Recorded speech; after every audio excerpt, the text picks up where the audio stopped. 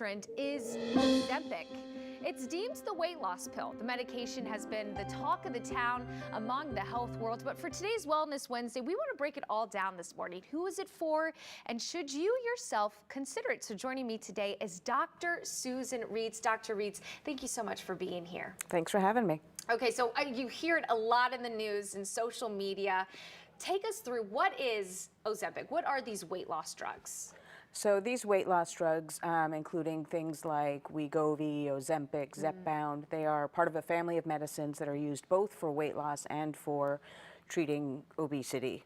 Okay. Ozempic is actually only indicated for treating diabetes.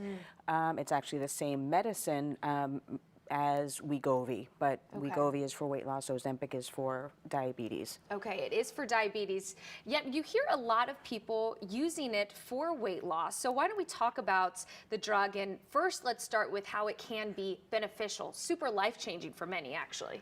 Absolutely can be life-changing with Wegovy and the studies looking at it for weight loss. And again, they're both the same medicine, semaglutide, made by Novo Nordisk. And when they, in studies with Wegovy, patients using it lost up to, on average, about 15% of their starting body weight.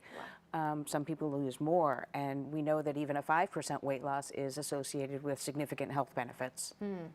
Okay, so now let's kind of get into maybe what you hear in the news is that a lot of people are using this perhaps just for their appearance, right? Just for that weight loss part. So can you take us through maybe some concerns that come with that?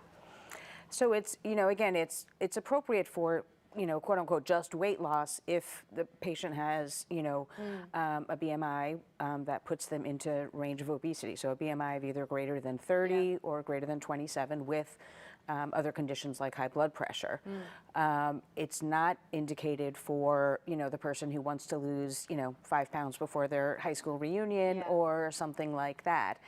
I think that there is an issue with off-label use, and I think part of that is that I think there is appropriate off-label use in patients who meet the weight requirements, whose insurance doesn't cover the branded weight loss drugs. But I think some of the off-label use may be contributing to some of the shortages and issues we're seeing like that. Yeah, and this is something that you were saying that you would be on this for life. Correct? In general, the current thinking is, we now approach obesity as a chronic medical problem, like high blood pressure, like diabetes, and the anticipation is that we would be treating you long term.